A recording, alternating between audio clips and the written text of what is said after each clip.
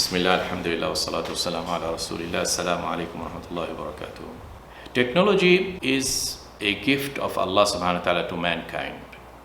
So I am not against technology and we should not be against technology.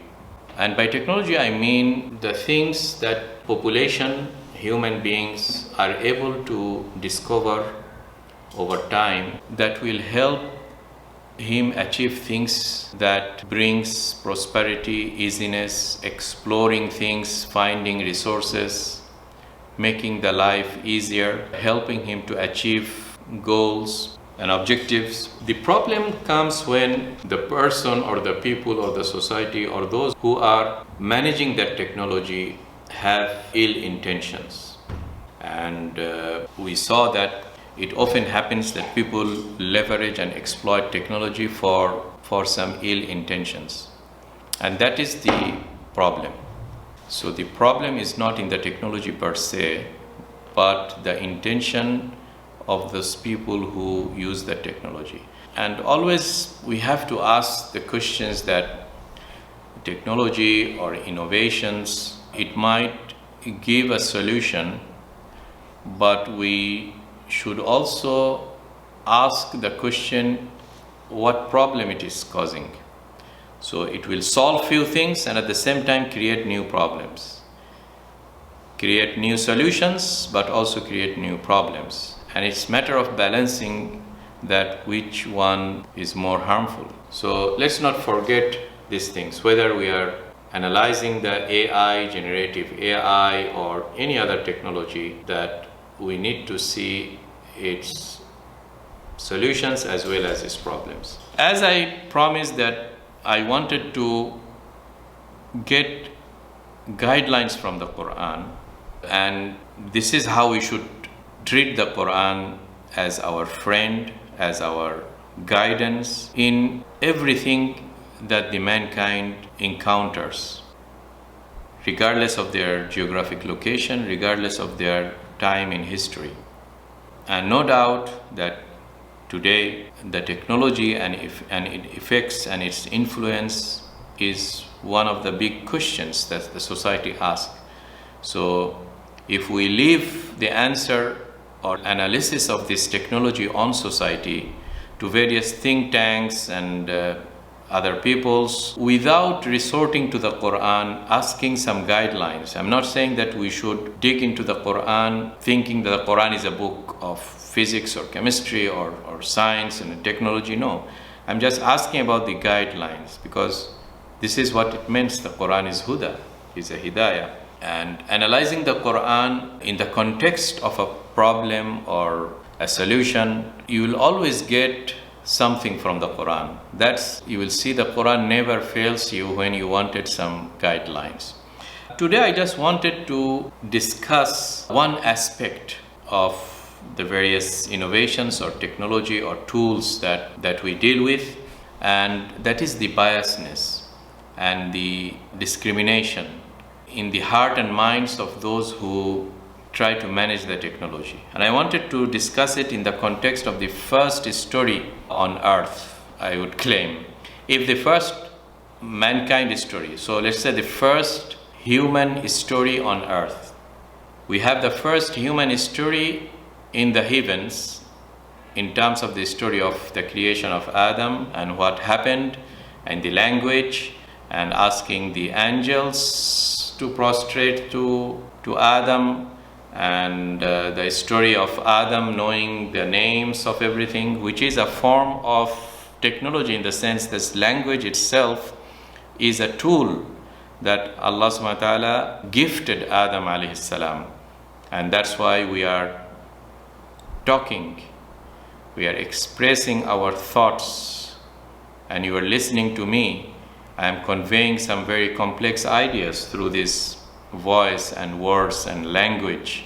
You see, this language itself, I would say, is the biggest gift of Allah subhanahu wa ta'ala to mankind. So I'm not discussing this. I have discussed this in some other video locations, which I will provide in the description. But I wanted to shift you to the story of the two sons of Adam and that probably is the first story on earth. So we move from heavens to earth, but you see the underlying problem remains.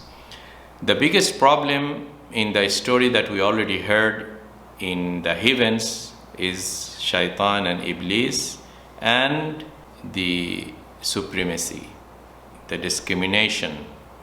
Iblis said that I am better than Adam.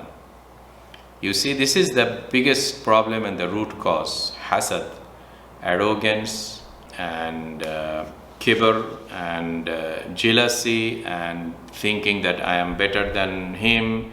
What we see now, the white supremacy, one race thinks that other race they are just inferior and I am superior. You see, this kind of problem is very deeply rooted. So the story of the two sons of Adam, you will find it in Surah Al-Ma'idah. I'm not going to go into the details. You can read this story in the verses from verse 27 and onwards, around 5 verses from Surah Al-Ma'idah.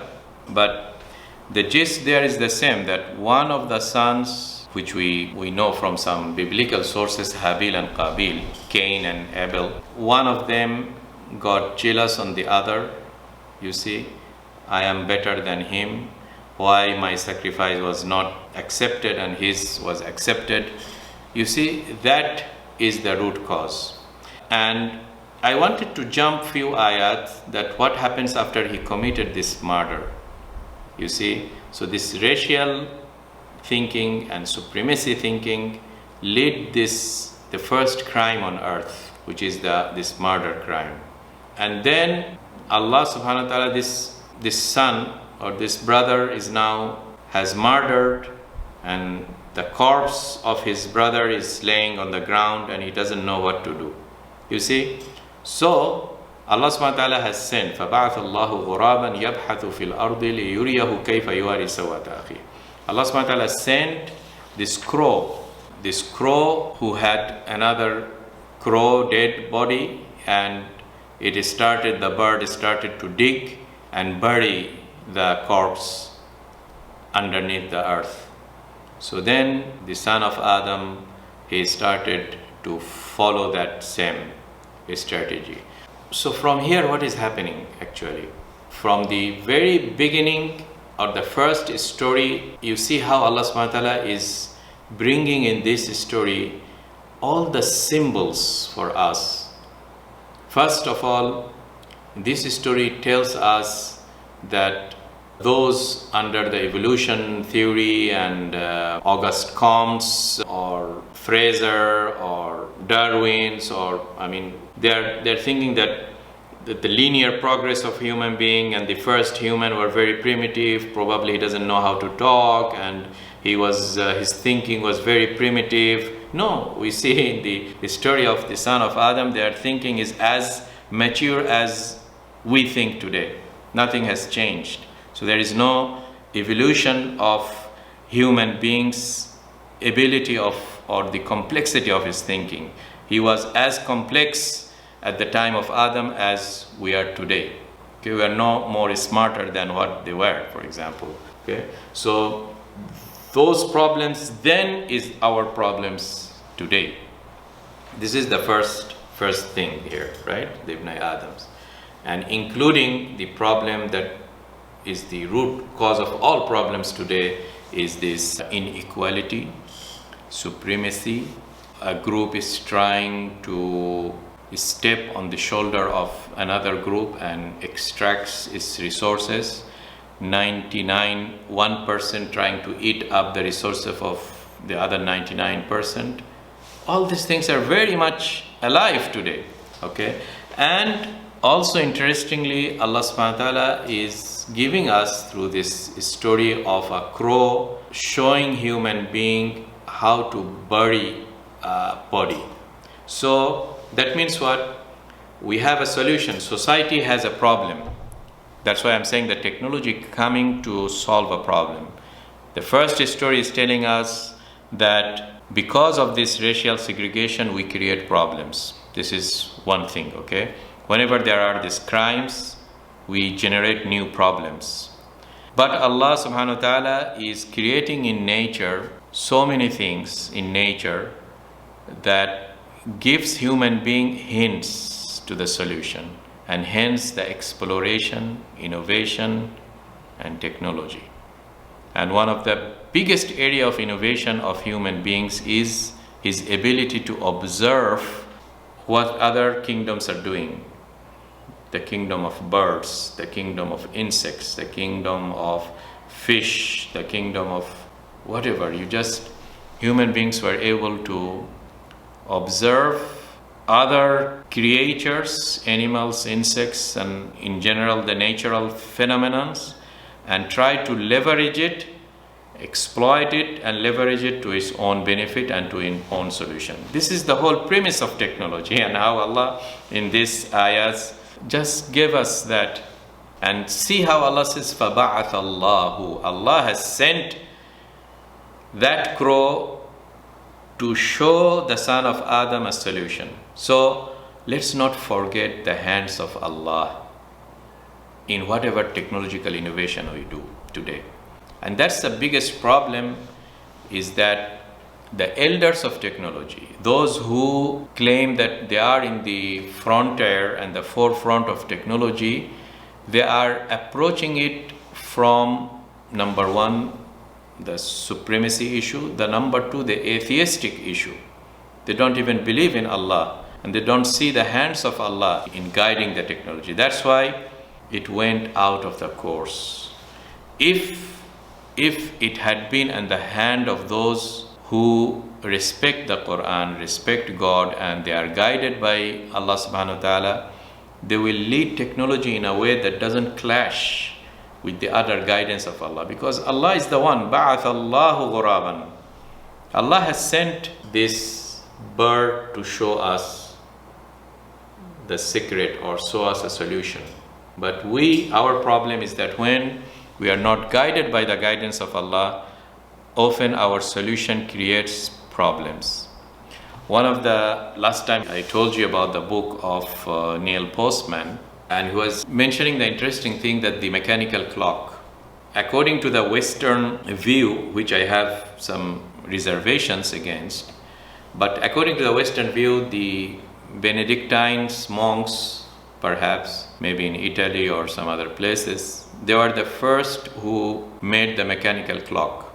And they made it for a spiritual purpose, a religious purpose that will guide them and tell them the time of prayer. And that's why I think, because in many cases, it's very often that they stole an idea from Muslims, especially in those pockets where there was an interface and strong interactions, both in Spain and another pocket is in Italy, because they were the closest land to the Muslims. And many of the things that Da Vinci has drawn and these things, maybe he has stolen it from someone in the Muslim land, because at that time the Muslim scientists were just every day they are patenting new invention, including the clocks and so many sophisticated things. Anyway, that's discussion for a different day, but let me come back to what I read in the Neil Postman's books. You'll find it in Technopoly or other books, that while the mechanical clock was discovered or invented to serve or to solve a problem that was of a certain nature, which is a spiritual nature and knowing the time of prayer and these things, today we see that how this was very much exploited in the industry, when there is clock in and clock out, and it's the way how you measure the productivity of a person and make him be accountable, like you work for 8 days in a factory. So it has taken that turn that it was used for something so much against, or you can say not to serve God, rather to serve the master or the owner of the company, or for secular reasons. So what I'm saying is that, coming back, that see how this story of the two sons of Adam gives us this hints, and gives the mankind this hint that you can benefit from the various properties and animals, insects, all these things in earth. Allah subhanahu wa ta'ala has said in multiple places in the Quran, هُوَ الَّذِي سَخَّرَ لَكُم مَا فِي الْأَرْضِ جَمِيعًا. Allah is the one who has made everything on the earth as a gift for earth and made those things easily explorable for us, for our services. So, and that's why we are able to ride horses, camels, benefit from the power of wind in the turbines and creating energy. People observed the birds until they were able to fly and have these airplanes. They observed the bats and they were able to then discover the radar system and the sound wave. Name it. See how much we are benefiting from the animals and insects and birds, as the first son of Adam was benefiting from this crow who gave him a solution of a crime that he has committed. Now this is the solution. So I don't want it to elongate further, only I wanted to gradually coming towards more generative AI and artificial intelligence, but today I just wanted to start with this very ancient story, the first story of humankind on earth, and see how the Quran gave us a totally different narrative than what you will hear from some of the other books on the nature of the first human population on earth. This is their real status.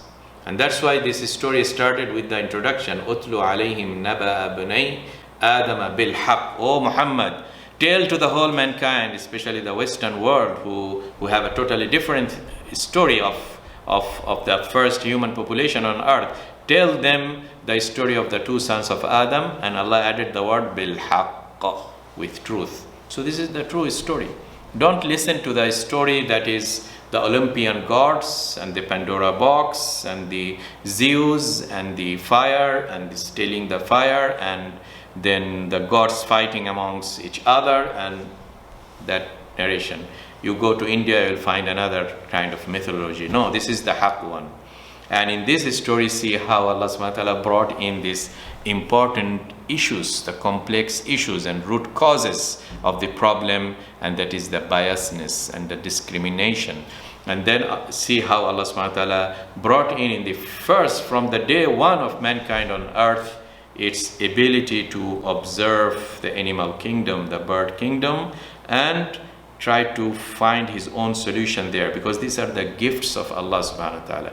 Anything, let's not forget the hands of Allah and thank him and utilize it, not like what happened to the mechanical clock. No, utilize it in being friendly to human beings. Let's not utilize the science and technology in going against Allah subhanahu wa ta'ala, in exploiting 99% population's money to my pocket, those who are claiming to be the elders. And now the gurus of Silicon Valley are those that I'm talking about, who were maybe more industrialists at the time of the first industrial revolution. Now this is the AI revolution, and these are the Elon Musk and whoever they are. Okay, these are the new elders there. So see how you can benefit from this in that. And next time I will dig into a bit more details on this discrimination and how this mentality of racial supremacy while designing your technology is a big issue and a big problem. This is the topic that I wanted to dig a bit further next time, because I don't want it to elongate the discussion. The main objective here was to highlight that how Quran is a book that is more alive today in the 21st century than it was even before. It was before, but even today. Let's not bring the Quran, or let's not promote that the Quran is just a historical book and it lost its relevancy for us today. No. My main point today is to see how relevant Quran is today as it was relevant yesterday, as it was relevant 1,000 years back. And it would remain relevant until the end of the times. Assalamu alaikum wa rahmatullahi wa barakatuh.